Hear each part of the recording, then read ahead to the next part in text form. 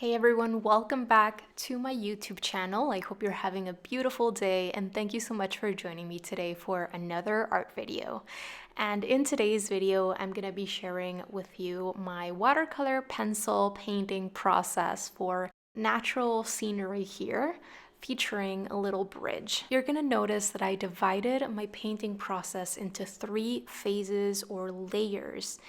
And I'm going to be explaining what I did in each layer, what my intention was with each layer, as well as the techniques that I used and why I decided to use those specific techniques. My outline sketch, linked to the reference photo that I loosely got inspired by, and a photo of my final piece will be available over on Patreon. But the tips, techniques, and overall method that I'm going to be sharing today can really be applied to pretty much anything that you are working on using watercolor pencils. Now, if you're brand new to watercolor pencils, which are a very versatile medium that can be used in a variety of different ways, I highly recommend checking out previous videos on this medium that I have shared that serve more as an introduction, as well as I also did a similarities and differences video in which I compare regular watercolor paint to watercolor pencils. So if you think you'd find any of those helpful before getting started with this tutorial today, I'm gonna make sure to leave links to those down below in the description box. All right, so in terms of the supplies that you're gonna be seeing me working with, I'm going to be using a sheet from Strathmore's Ready Cut 8 by 10 inch cold press 140-pound watercolor paper. And my watercolor pencils are from Derwent. I just have their 12 color set. And the specific colors that I'm going to be using are deep cadmium, grass green, mineral green, golden brown, copper beech, spectrum blue, Prussian blue, and imperial purple. I do enjoy bringing in a little bit of water and activating my color throughout different parts of the process. And you're going to be seeing me use 3 different paintbrushes for this. Firstly, I'm going to be using one 1-inch flat brush. This one is from Royal and Langnickel's Zen line. I'm going to be using one size 12 round brush from Princeton's Snap line.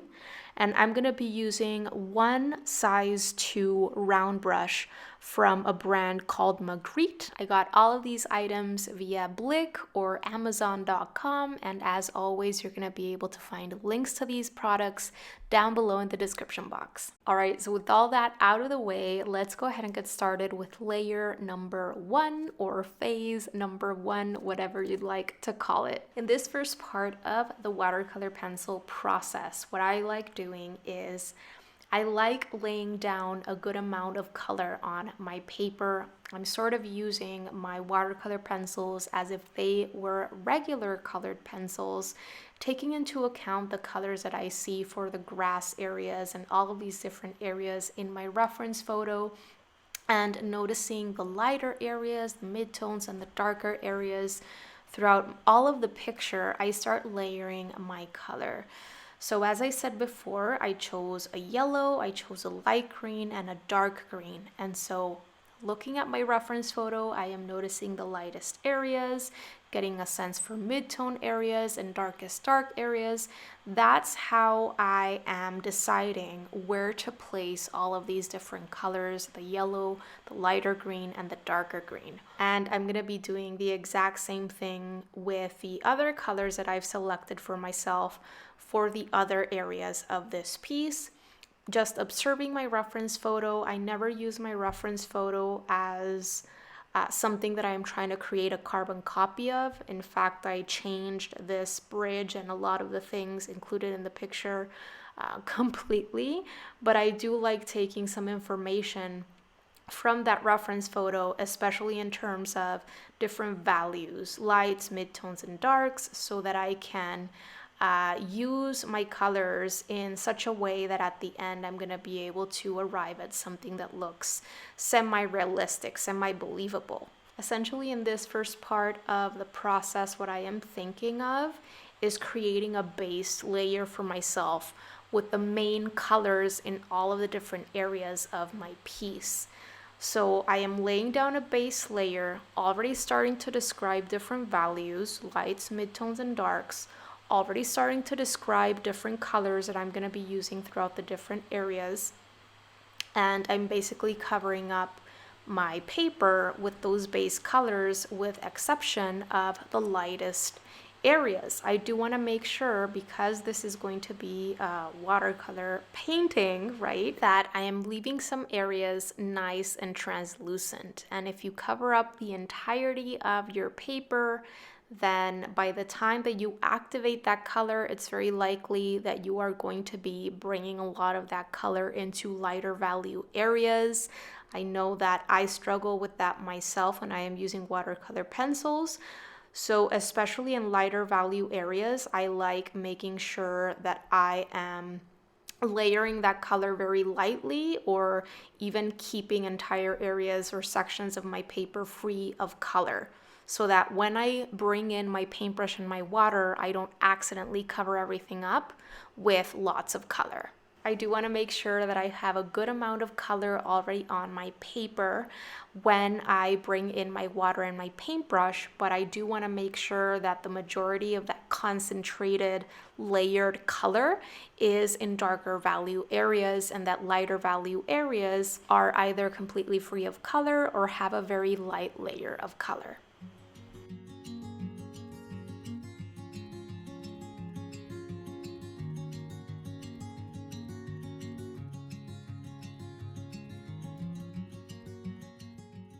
All right, so here I am using my size 12 round brush to very loosely activate that color with only a small amount of water. You can see me remove the excess water and drippage from my paintbrush bristles on my absorbent towel right there on my left before going into my painting with my paintbrush. We really don't need a large amount of water when we're activating watercolor pencils, and I would recommend staying on top of that water control as best as you can if you're gonna be using water in your piece. So you can see how once activated, that color looks brighter and more vibrant. And if you're wondering why I haven't added any color into the water section and the tree section in the back, this is because I am going to be utilizing an entirely different technique for that first layer of color in these areas. Those areas, because I don't really want much of that colored pencil texture that watercolor pencils create, because they're ultimately pencils, even though that color can be activated with water and you can create a more painterly effect, there is certainly always going to be some amount of texture left behind because of those pencil strokes.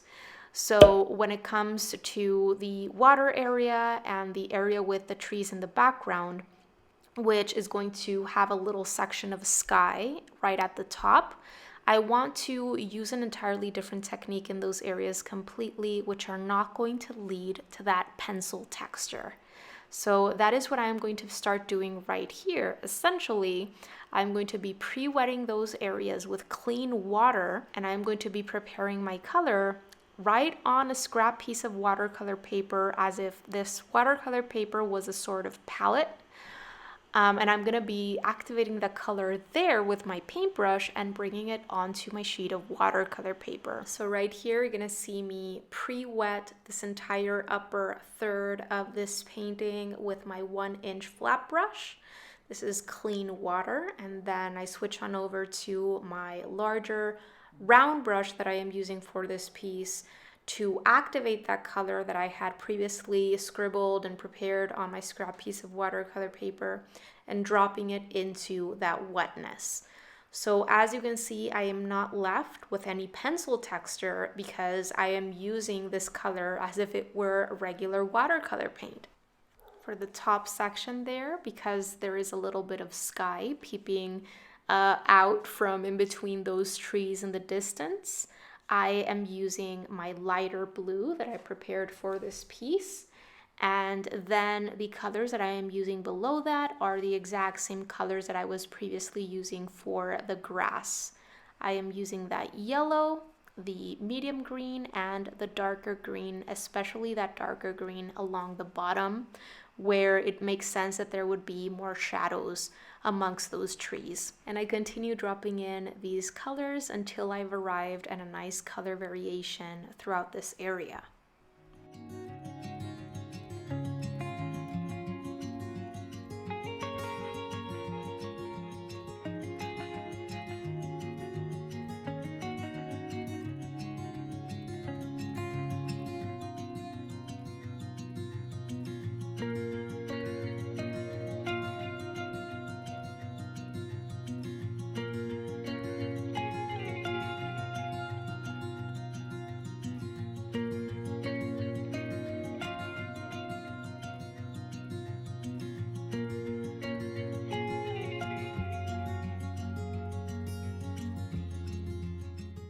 So right around here, you're gonna see me do the exact same thing for the water area. So I am preparing my two blues, the lighter blue and the darker blue, right here on my scrap piece of watercolor paper. And for this area, I'm actually using my larger round brush to do my pre-wetting with clean water. Because of those rocks and just the complexity of this area, it's more difficult to jump around or avoid the rocks with my 1-inch flat brush. So I just use my round brush for this. And once my paper is nice and evenly wetted, I see a nice even sheen throughout this area, I go ahead and start dropping in first the lighter blue, and then I'm gonna go ahead and drop in some darker blue, especially in certain areas around the rocks where I want to create a little bit of a shadow effect. You're also going to see me drop in a little bit of green and some brown right beneath that bridge so that I can create a little bit of a reflection under the bridge.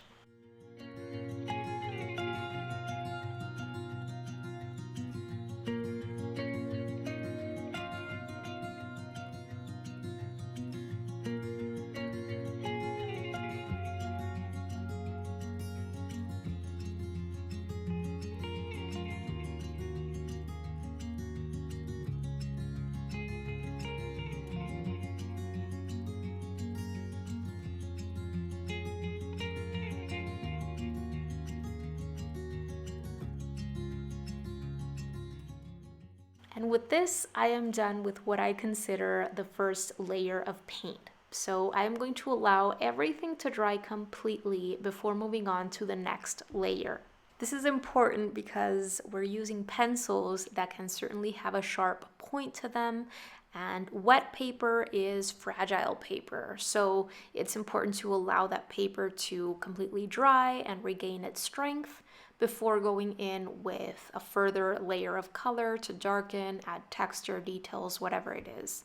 My main two objectives with the second phase or layer in this painting is mainly A, deepening and darkening values in darker value areas all throughout this piece. I am making sure that I'm only darkening the sections in all of these different elements or areas that need to be further pushed, further darkened, and leaving all of the areas of lighter values uncovered and just with that first layer of color shining through completely. If I feel I need to add a little bit more color in lighter value areas or work on transitions between lighter colors and darker colors, I can do that as well, but I still want to make sure that I am mainly focusing on laying down thicker or more saturated layers of color in darker value areas and leaving lighter value areas with less color in them so that I can have that translucency in which the paper is shining through, at least to some degree, in lighter value areas.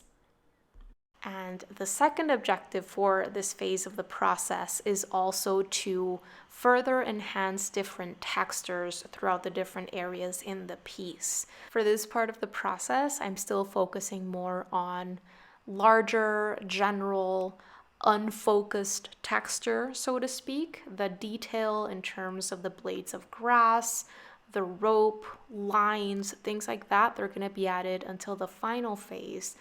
But in this phase, I'm starting to describe texture via scribbling when it comes to leaves of trees in the background and plants in the middle ground and foreground. And when it comes to smoother textures, like in the rocks in the river and in the wood of the bridge and things like that, I am using mostly linear strokes. And I am still using the exact same groupings of colors for all of these areas. I'm only bringing in my dark blue, the Prussian blue, at the very end of this scribbling process in the trees so that I can darken darkest areas even more with that dark blue. But for the most part, I am using the exact same groupings of colors for all of these different areas that I am layering more color on. Light brown and darker brown for the wood and the dirt and the rocks. And I am using the yellow, the lighter green, and the darker green for the grass areas, plants. And right here, you can see me work on those trees in the distance, bringing in that dark blue, especially for the areas below the trees where I feel that the darkest areas of cast shadow could be created.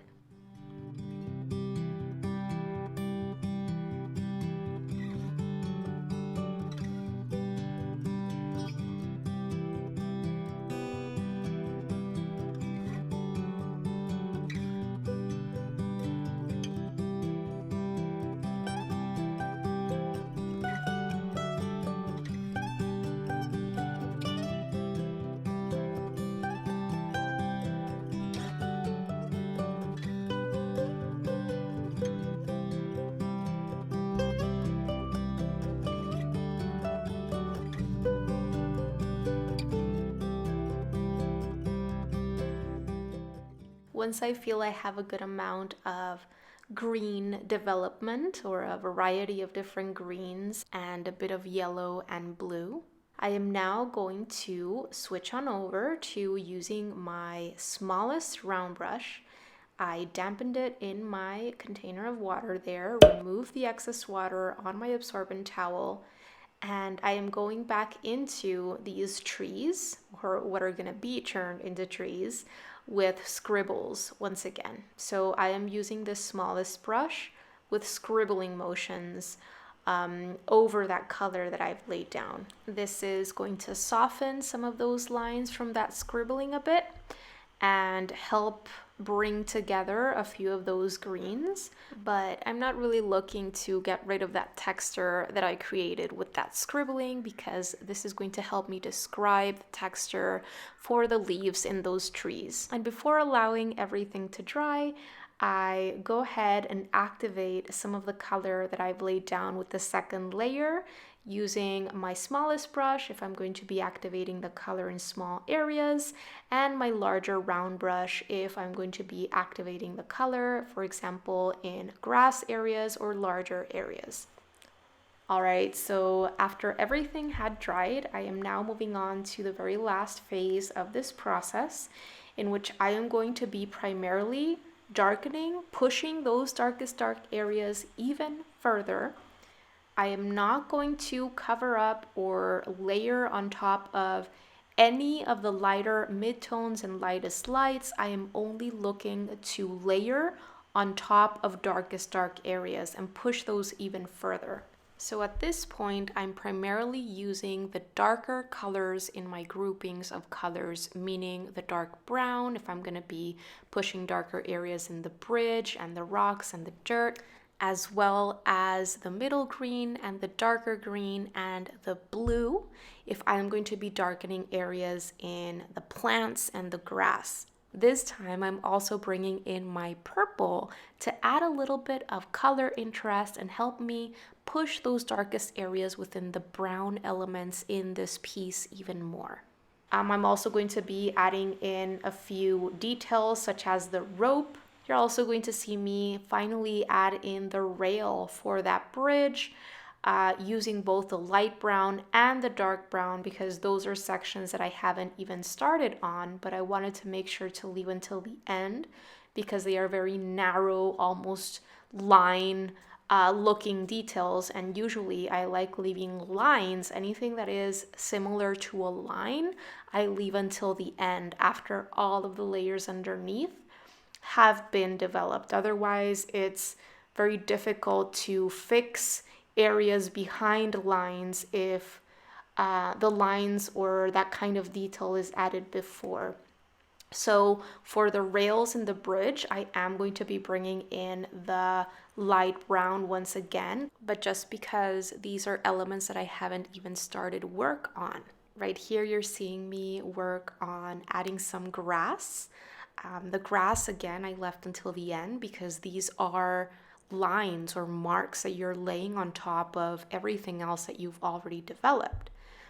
And I am using my medium green, my darker green, and also my blue to have a nice variety of different colors in that grass and make it look a little bit more natural. For things like the grass, it's important to have nice, pointy, well-sharpened pencils, and you're basically flicking your wrist upwards to create tapered, irregular, slight curves so that that grass can look more natural.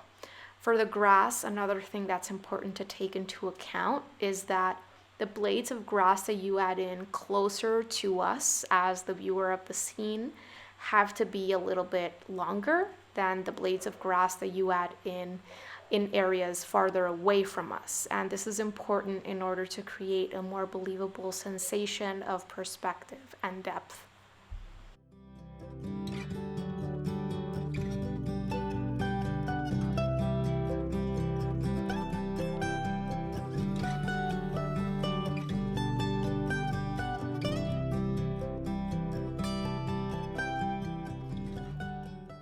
And finally, I am going to be adding in the tree trunks and branches in the trees farther away from us. And for this, I am using my well-sharpened dark brown, and I am working from the lowest section of that trunk upwards, making sure that I am keeping plenty of irregularity and imperfection in mind as I am drawing these tree trunks.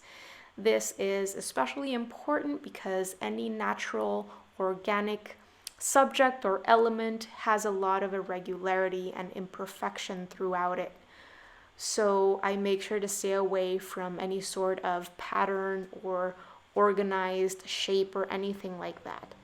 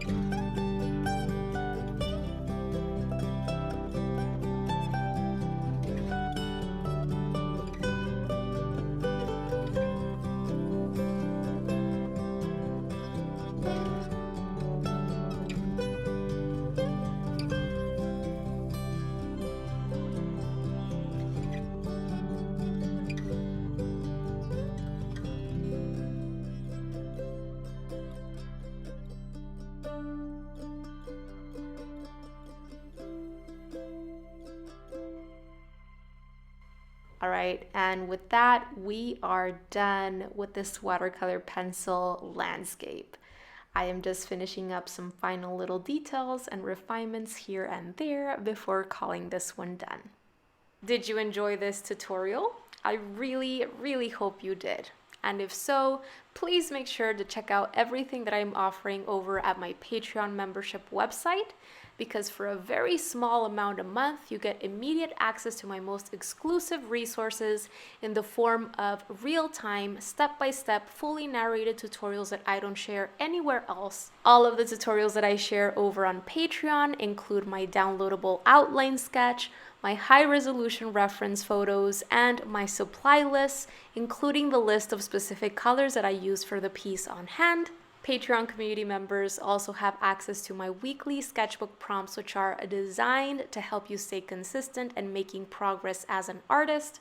There's also a library of classes on art fundamentals that now has over 20 classes in it, and that gets added to each and every month. Monthly live Q&A sessions with me in which community members get to ask me anything they'd like, feedback from me on your work, and much, much more. So go ahead and check it out. There are different tiers that you can join that give you access to different things, so you can pick whichever one you need. I'm gonna make sure to leave a link to that down below in the description box. Alright everyone, that is going to do it for today's video. I really hope that you enjoyed it, that you learned something new, or that you found it inspiring.